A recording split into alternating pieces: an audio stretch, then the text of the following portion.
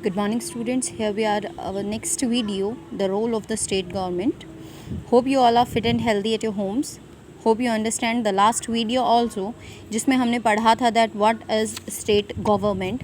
इस चैप्टर में हम पढ़ेंगे कि what are the roles of state government. अब गवर्नमेंट आपको पता है कि क्या होती है, काम कैसे करती है, सारी चीज़ें हम पिछले चैप्टर में पढ़ चुके हैं. इस चैप्टर में अब व्हाट आर द फंक्शंस. तो हमारे कॉन्स्टिट्यूशन ने यानी संविधान ने हमें 3 लिस्ट प्रोवाइड करी हैं. फंक्शंस को 3 लिस्ट में डिवाइड किया गया है, the union list, the state list and the concurrent list. 3 list है. यहाँ पे मैंने आपको एक ऊपर छोटे से डायग्राम के थ्रू समझा दिया गया है कि constitution provide us 3 list, union list, state list and concurrent list.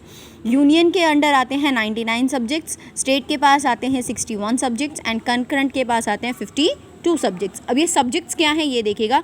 ये सब्जेक्ट्स हैं कि कौन कौन से मैटर के ऊपर यूनियन काम कर सकती है, कौन कौन से मैटर्स के ऊपर स्टेट गवर्नमेंट काम करेगी, कौन कौन से मैटर्स के ऊपर कंकरेंट लिस्ट में काम किया जाता है.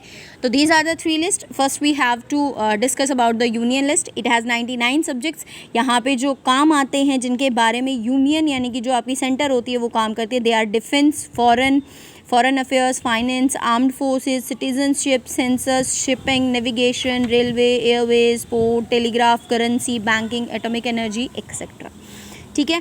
और जो union parliament has the power to make laws of these subjects. और यूनियन गवर्नमेंट, यूनियन के पास पावर होती है यूनियन पार्लियामेंट के पास कि वो क्या कर सकती है, लॉज बना सकती है, कानून बना सकती है of these subjects in 99 subjects. यानी कि जो कुछ एग्जाम्पल्स आपको दिए गए हैं 99 सब्जेक्ट्स पर लॉज बना सकती है. नेक्स्ट आ जाइए स्टेट लिस्ट, जिसके पास है 61 आपके सब्जेक्ट्स.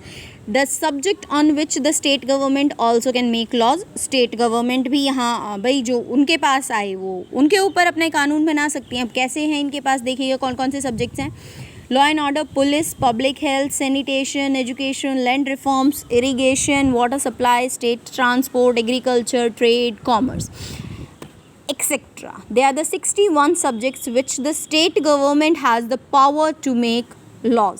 उसके बाद आता है कंकरेंट लिस्ट. अब कंकरेंट लिस्ट में कौन बनाएगा, कंकरेंट लिस्ट में आपकी सेंटर और स्टेट दोनों मिलकर लॉज बनाते हैं. इनमें कॉमन कंसर्न होते हैं यानी कि सब्जेक्ट जो होते हैं वो कॉमन होते हैं.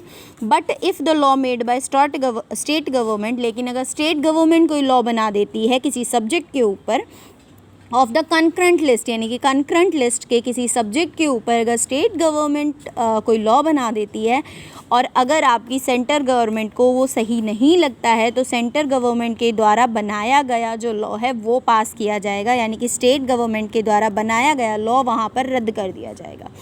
इनके पास 52 सब्जेक्ट्स होते हैं, that is criminal procedure, marriage, divorce, economic planning, price control, electricity and etcetera. तो ये बात हो गई हमारी तीनों लिस्ट की.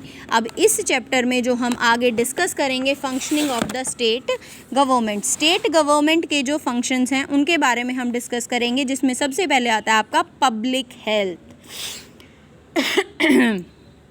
पब्लिक हेल्थ का सबसे पहले आता है. अब सबसे पहले अगर हम पब्लिक हेल्थ समझ रहे हैं तो पब्लिक हेल्थ में आपको हेल्थ का मीनिंग समझना पड़ेगा कि हेल्थ का मतलब क्या होता है. अगर हम सिंपल साधारण शब्दों में कहें तो health means are ability and remain free from the illness and injuries. अगर हम बीमार नहीं हुए, हमें कहीं चोट नहीं लगी, it means that we are healthy. तो हम क्या हैं, हेल्दी हैं. लेकिन the not only concern with disease. इसका मतलब ये नहीं होता कि हमें कोई बीमारी ही होना ज़रूरी है, लेकिन हमें अगर कोई बीमारी नहीं है तो भी हम हेल्दी हैं. अगर हमें कोई इंजरी नहीं हुई है, इलनेस नहीं है, तो हम क्या हैं भाई, हेल्दी हैं. अब इसमें कौन कौन से फैक्टर्स इंक्लूड किए जाते हैं देखिएगा. सैनिटेशन यानी कि जो साफ़ सफाई आपके यहाँ होती है, क्लीन ड्रिंकिंग वाटर आपको अगर प्रोवाइड किया जा रहा है तो पॉल्यूशन फ्री एनवायरनमेंट आपको प्रोवाइड किया जा रहा है. सफिशिएंट एंड न्यूट्रिशियस फूड आप ले रहे हैं, प्रॉपर शेल्टर है, लाइफ विदाउट मेंटल स्ट्रेन यानी कि मानसिक कोई भी आपको टेंशन नहीं है. तो हम इन सारे एस्पेक्ट्स को भी आपकी हेल्थ में लेकर चलते हैं. हेल्थ का मतलब सिर्फ डिजीज़, इंजरी और इलनेस से नहीं है. अगर ये सारी चीज़ें भी आपको प्रोवाइड की जा रही है, it means that you are healthy, otherwise you are an unhealthy person. अब देखिएगा हेल्थ का मतलब आपको समझ में आ गया है. अब हम देखेंगे कि हेल्थ केयर इन इंडिया यानी कि भारत में आपका हेल्थ सिस्टम कुछ कैसा है वो देखिएगा. तो स्टेट लेवल पे हम इसकी बात करेंगे, ना हम सेंट्रल लेवल पे बात कर रहे हैं, ना ही हम यूनियन कंकरेंट कुछ भी बात नहीं, हम इसकी बात करें स्टेट लेवल पे. The state government is responsible for planning. अब जब स्टेट लेवल पे बात करें तो सरकार जो स्टेट की होती है वो रिस्पॉन्सिबल होगी, प्लानिंग करेगी, प्लान को इम्प्लीमेंट करेगी और उन्हें मॉनिटर करेगी, यानी टाइम टू टाइम उन्हें देखेगी, स्कीम्स बनाएगी। किस लिए? पब्लिक हेल्थ के लिए। उन्हें पब्लिक हेल्थ के लिए जो फैसिलिटीज़ प्रोवाइड करानी उन्हें इम्प्रूव करने के लिए। सेटअप हेल्थ सेंटर्स, अलग अलग हेल्थ सेंटर्स खोलेगी, हॉस्पिटल्स खोलेगी, लेबोरेटरीज़ खोलेगी, टेस्टिंग्स करेगी, एम्बुलेंसेस प्रोवाइड कराएगी, ब्लड बैंक्स प्रोवाइड कराएगी। किस लिए? ताकि हेल्थ सही रहे। और इन सारी फैसिलिटीज़ को अच्छे से रन करने के लिए हेल्थ प्रोफेशनल्स आर ऑल्सो अगर ये सारी चीज़ें अच्छे से चलें तो उसके लिए आपकी गवर्नमेंट क्या करती है? हेल्थ प्रोफेशनल्स यानी कि डॉक्टर्स को आपको प्रोवाइड कराती है, ठीक है। मेडिसिन्स टाइम पे प्रोवाइड कराती है, मेडिकल इक्विपमेंट्स, ट्रीटिंग पेशेंट्स अच्छे से हो रहा है या नहीं हो रहा, तो ये सारी चीज़ें आपकी स्टेट गवर्नमेंट देखती है। और ये सारी चीज़ें, बेटा एक बात बता देती हूँ, पहले ध्यान, ये सारी चीज़ें जो पब्लिक हेल्थ के बारे में हम यहाँ बात कर रहे हैं हाल फिलहाल, ये हम गवर्नमेंट हॉस्पिटल्स के बारे में बात कर रहे हैं कि गवर्नमेंट हमें क्या क्या प्रोवाइड करा रही है, तो यानी सरकारी जो जगह पे हमें प्रोवाइड होते हैं सरकारी हॉस्पिटल्स में, उनके बारे में यहाँ बात की जा रही है, ठीक है। आज स्टेट गवर्नमेंट अरेंज दैम, ये सारी चीज़ें कौन अरेंज करता है? हमारी गवर्नमेंट करती है। 5 ईयर का इनका प्लान होता है। सेंटर एंड स्टेट स्पॉन्सर करते हैं वेरियस हेल्थ प्रोग्राम्स, बहुत सारे प्रोग्राम्स करते हैं। The government expenditure on health is jointly shared by the centre and state government, और इनके द्वारा जितना भी खर्चा हेल्थ पे किया जाता है उसे सेंट्रल गवर्नमेंट और स्टेट गवर्नमेंट दोनों मिलकर शेयर करते हैं, जितना भी एक्सपेंडिचर आता है। अब पॉजिटिव एस्पेक्ट क्या क्या हैं? अब हर चीज़ के आपको पता है 2 एस्पेक्ट होते हैं, सिक्के के 2 पहलू होते हैं, एक हेड होता है, एक टेल होता है। उसी तरह अगर हम पब्लिक हेल्थ केयर की बात करें तो वहाँ पे भी 2 एस्पेक्ट है, एक पॉजिटिव एस्पेक्ट है, एक नेगेटिव एस्पेक्ट है। यहाँ पे आपका पॉजिटिव है, यहाँ पे आपका ये नेगेटिव है, लेकिन हम पहले बात करेंगे पॉजिटिव एस्पेक्ट की। पॉजिटिव एस्पेक्ट क्या क्या है देखिएगा। इंडिया जो है सबसे ज़्यादा largest number of health care service in the world, पूरे संसार में, विश्व में सबसे ज़्यादा हेल्थ केयर सर्विसेज प्रोवाइड करवाता है। 3 लाइसेंस मेडिकल प्रैक्टिशनर्स जो हैं प्रोवाइड करा रहे हैं 10,000 ऑफ पॉपुलेशन पर। कंट्री में 15,000 नए ग्रेजुएट डॉक्टर, 5,000 जो पोस्ट ग्रेजुएट डॉक्टर्स हैं वो हर साल ट्रेन किए जाते हैं हमारे यहाँ। हेल्थ केयर फैसिलिटीज़ सब्सटेंशियली बहुत ज़्यादा ग्रोथ कर रही हैं, यानी कि बढ़ रही हैं हर साल। जो सेंटर है हर एक जगह पे प्राइमरी हेल्थ सेंटर्स खोले गए हैं, कॉर्नर स्टोन, यानी कि हर एक इलाके के कोने पे भी, रूरल गाँव में भी हैव ग्रोन ट्रेमेंडसली, यहाँ पर बहुत ज़्यादा ग्रोथ की जा रही है। आप देखेंगे 1950 में जो आपके ये रूरल हेल्थ केयर सिस्टम में जितने भी कॉर्नर स्टोन्स खोले गए थे, दे आर 2717 1950 में, लेकिन 1991 में वो बढ़कर हो गए 11,174 और आपके 2000 में हो गए थे 18,218। तो यानी कि हर साल आप लगाएंगे तो इनमें बहुत ज़्यादा ग्रोथ हो रही है। उसके बाद देखिएगा मेडिकल टूरिज़्म, यानी कि मेडिकल टूरिज़्म हमारे यहाँ बहुत बढ़ रहा है। आपने 2 बड़े बड़े हॉस्पिटल्स के नाम सुने होंगे, एम्स, मेदांता, ये हमारे यहीं पे हैं। बहुत सारे टूरिस्ट हमारे यहाँ आते हैं, केम फॉर द ट्रीटमेंट, किस लिए? इलाज कराने के लिए, from the other countries, USA से, UK से, बहुत सारे देशों से हमारे यहाँ आते हैं। और हमारे यहाँ का एम्स जो हॉस्पिटल है वो बहुत ज़्यादा बड़ा है। उसके बाद आपको क्या कह रहे हैं, इंडिया 4th लार्जेस्ट प्रोड्यूसर है मेडिसिन्स का, यानी कि जो दवाइयाँ प्रोड्यूस की जाती है उसका 4th लार्जेस्ट प्रोड्यूसर्स हमारा इंडिया है। लार्जेस्ट एक्सपोर्ट भी करता है, यानी कि हम दूसरे देशों को अपनी दवाइयाँ भेजते भी हैं। ये तो हो गए भाई आपके positive aspect health care in India, यानी कि भारत में जो आपकी हेल्थ केयर है उसके पॉजिटिव एस्पेक्ट्स कौन कौन से थे वो हैं ये। अब आ जाइए नेगेटिव के बारे में बात करते हैं। नेगेटिव देखिएगा कि रूरल मेडिकल प्रैक्टिशनर्स जो होते हैं मोस्टली विलेजेस में can not treat serious cases. हम गांव में अगर कोई सीरियस केस आ जाता है तो हम कहते हैं ना भाई इसे शहर लेके जाओ, तो ये वही वाली सिचुएशन है कि सीरियस केसेस को गांव में ट्रीट नहीं करते हैं। लोगों को बहुत ज़्यादा चलना पड़ता है डॉक्टर से मिलने के लिए। डॉक्टर्स जो होते हैं वो अर्बन एरियाज़ में सेटल होते हैं क्योंकि उन्हें अच्छी जगह पे रहना होता है। मेडिकल प्रैक्टिशनर्स भी जो होते हैं वो अपने एरिया के हिसाब से जगह जगह डिवाइड होते हैं।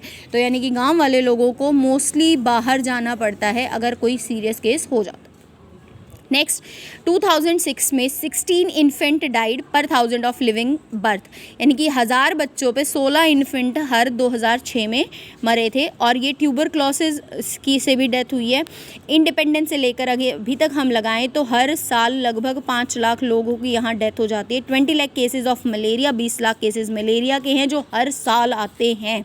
और ये फिगर लगभग चेंज नहीं हो रहा है। सिंपल जो क्योरेबल डिजीज़ हैं, क्योरेबल यानी कि जिन बीमारियों का इलाज बहुत आसानी से हो जाता है, जैसे like diarrhoea, dysentery, acute respiratory infections, ऐसी बीमारियां भी हैं जिनके लिए अभी तक लैक ऑफ अवेयरनेस है, यानी कि लोगों को उनके बारे में अभी तक जानकारी भी नहीं दी गई है। और ओवर 0.6 मिलियन चिल्ड्रन जो है वो हर साल अभी भी डायरिया की वजह से मर रहे हैं। क्यों? क्योंकि उन्हें ये नहीं पता है कि इस बीमारी में क्या करना चाहिए। That simple thing is ORS solution देना चाहिए। उसके बाद the Indian constitution empower the states with. अब इंडियन कॉन्स्टिट्यूशन है, जो भारतीय संविधान है, वो क्या कहता है देखिएगा, raising of the level of nutrition of the standard of living of its people and to improvement of public health.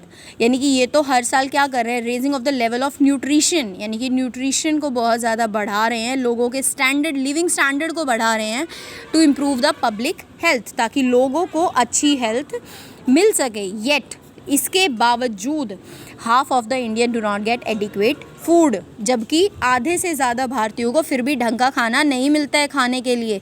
Nourished and under nourished, यानी कि कुपोषण का शिकार होते हैं। अच्छे से खाना नहीं मिलेगा, पोषण नहीं मिलेगा, तो अभी भी सरकार क्या कह रही है कि हम हेल्थ केयर अच्छे से प्रोवाइड करा रहे हैं, लोगों को स्टैंडर्ड लिविंग प्रोवाइड करा रहे हैं, जबकि अभी भी बहुत सारे बहुत सारे लोग ऐसे हैं जो मल नरिश्ड और अंडर नरिश्ड, यानी कि कुपोषण की वजह से जिन्हें ढंग का खाना नहीं मिलता है, अभी भी लोगों की डेथ हो जाती है। यहाँ पे आपको एक लिस्ट दिखाई गई है कि हेल्थ इंडिकेट्स इंडिया, कि किस हिसाब से हेल्थ इंडिकेट करे। 2005 और 2006 का ये डाटा है। The above mention positive and negative aspect of health care paradox situation, यानी कि बहुत ही दयनीय स्थिति है फिलहाल हमारे भारत में। हमारे पास मनी भी है, नॉलेज भी है, पीपल भी है विद एक्सपीरियंस, बस still necessary health care service are not available to all. लेकिन उसके बावजूद हमें हेल्थ केयर सर्विसेज प्रोवाइड नहीं हैं। अब आ जाइए भाई पब्लिक और प्राइवेट हेल्थ केयर सर्विस पे। पब्लिक यानी कि गवर्नमेंट जो प्रोवाइड करा रही है, और प्राइवेट जो किसी की निजी संस्थान है, उनमें क्या डिफरेंस होता है। पब्लिक हेल्थ केयर सर्विसेज में देखिएगा, service that is mean for the people, जो लोगों के लिए बनाई गई है, mainly organised by the government, जिन्हें सरकार हमारे लिए लेके आती है। People can demand these services and raise questions about their non functioning. लोग इनके खिलाफ क्या कर सकते हैं, आवाज़ भी उठा सकते हैं कि भाई कोई डॉक्टर है, मैं टाइम पे हॉस्पिटल गया, मुझे ट्रीटमेंट नहीं मिला। क्यों? क्योंकि गवर्नमेंट ने प्रोवाइड कराया और गवर्नमेंट हमारे लिए है। Public health is the responsibility of the state of the centre government. जो पब्लिक हेल्थ है वो किसकी रिस्पॉन्सिबिलिटी है? अगर कोई गवर्नमेंट हॉस्पिटल है तो वो स्टेट की या सेंटर की रिस्पॉन्सिबिलिटी है। तो ये देखिएगा, यहाँ पे मैंने आपको अभी बताया था that aims is the biggest hospital in India, सबसे बड़ा है, जहाँ पे हमारे विदेशी भी आते हैं ट्रीटमेंट के लिए। ठीक है, गवर्नमेंट के फंड द्वारा ये चलाए जाते हैं। चेन है एक हेल्थ केयर सिस्टम की। रूरल एरियाज़ में प्राइमरी हेल्थ प्रोवाइड कराई जाती है। इंपॉर्टेंट गोल क्या होता है इनका, that provide quality health care services to all irrespective people, social and financial status. जिन लोगों के पास गरीब हैं या जिनके पास पैसे नहीं हैं ढंग से देने के लिए, उन लोगों का भी इलाज अच्छे से हो। पुअर कैन सीक ट्रीटमेंट, ताकि लोगों को गवर्नमेंट हॉस्पिटल्स में अच्छे से ट्रीटमेंट मिल सके, लो कॉस्ट पर या फिर फ्री ऑफ कॉस्ट। लेकिन क्या ऐसा हो रहा है? I don't think so.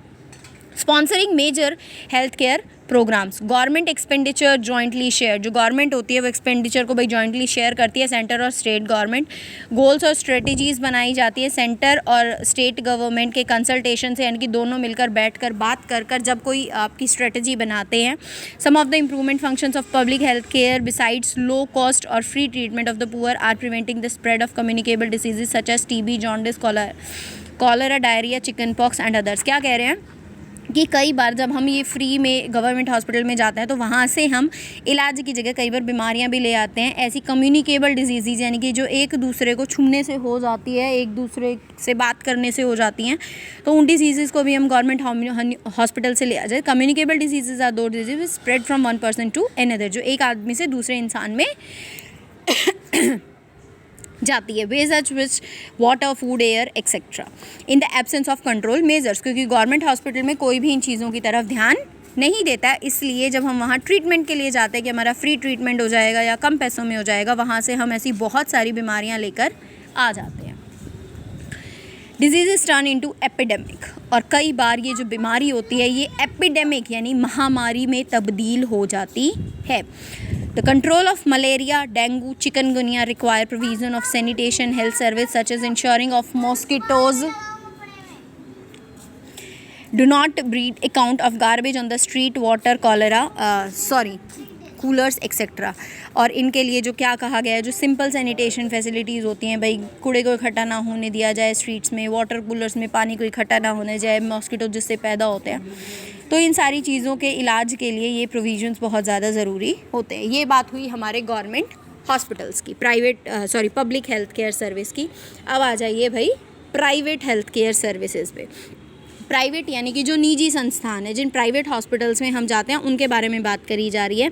Organised by an individual और a company for its own profit. ये किसी एक आदमी के द्वारा खोले जाते हैं या फिर किसी कंपनी के द्वारा खोले जाते हैं। और किस लिए खोले जाते हैं? अपने मुनाफे के लिए खोले जाते हैं प्राइवेट हॉस्पिटल्स। यहाँ पे लार्ज नंबर ऑफ डॉक्टर्स मिलेंगे, आपको बहुत सारे डॉक्टर्स मिलेंगे, प्राइवेट क्लिनिक्स आपको मिल जाएंगे, मेडिकल कॉलेजेस आपको देखने के लिए मिलते हैं, ठीक है। Growth of the private sector, लेकिन हर कोई क्या करता है भाई, अपना मुनाफा देखता है प्राइवेट सेक्टर में। हमारे यहाँ पर बूस्ट यानी कि भंडार है प्राइवेट हॉस्पिटल्स का, प्राइवेट मेडिकल फैसिलिटीज़ का, इंस्टीट्यूशंस का, लेकिन सारे कहाँ पे हैं? बोथ अर्बन, यानी कि मोस्टली जो हैं वो आपके अर्बन एरियाज़ में हैं एंड रूरल एरियाज़। गांव में होते हैं बट बहुत कम होते हैं। आप प्राइवेट हॉस्पिटल्स में जाएंगे, वहाँ पे आपको एक्सरे मशीन्स भी मिलेंगे, अल्ट्रासाउंड सेंटर्स भी मिलेंगे,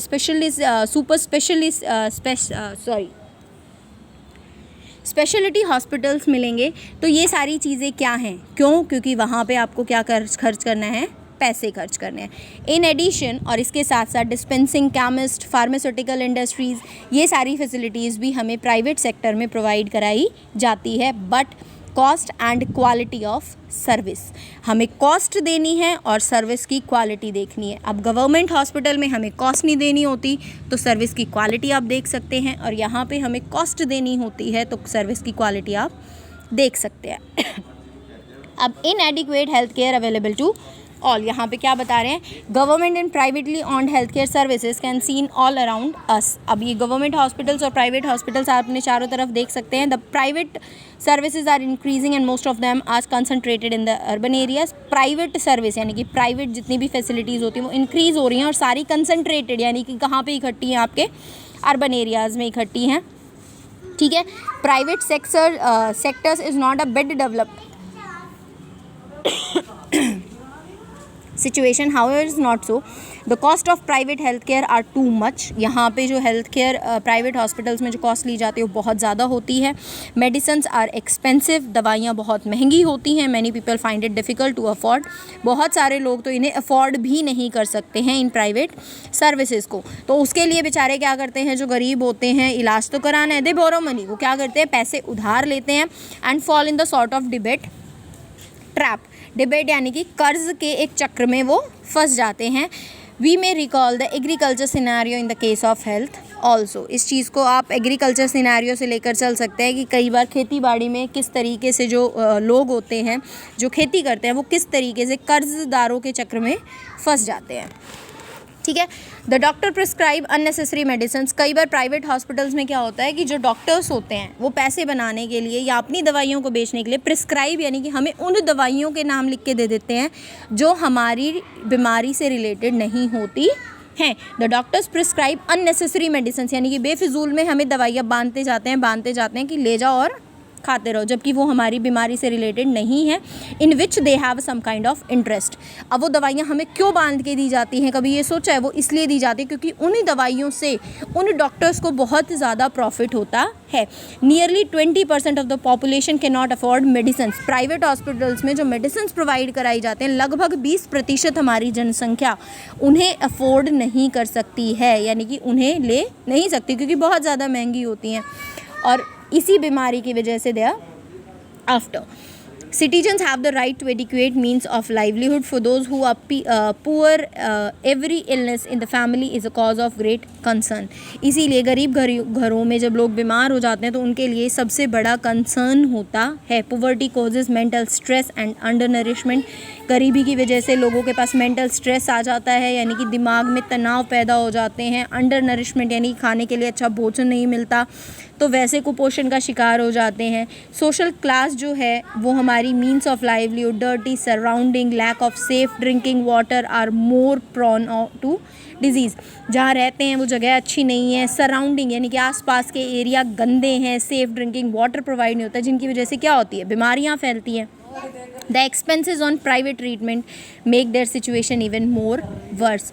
और प्राइवेट ट्रीटमेंट जब वो लेने जाते हैं, कोई बेचारा गरीब है जिसकी बीमारी में पहले ही हालत खस्ता हो चुकी है, और जब वो प्राइवेट हॉस्पिटल में ट्रीटमेंट लेने चले जाते हैं तो प्राइवेट हॉस्पिटल्स उनकी सिचुएशन को बैड तो थी ही, उससे भी वर्स बना देते हैं, यानी कि बेकार से भी बदतर बना देते हैं।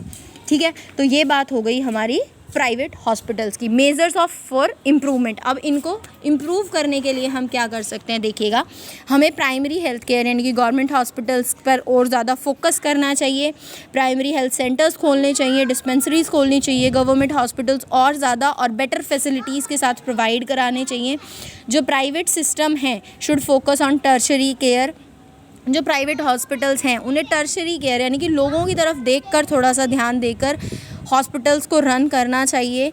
Better patient management, cross country networking and health care system, यानी कि हमें पड़ोसी देशों के साथ भी अपने हेल्थ केयर मैनेजमेंट सिस्टम्स को अच्छा बनाना चाहिए, हमें अपनी नेटवर्किंग अच्छी बनानी चाहिए।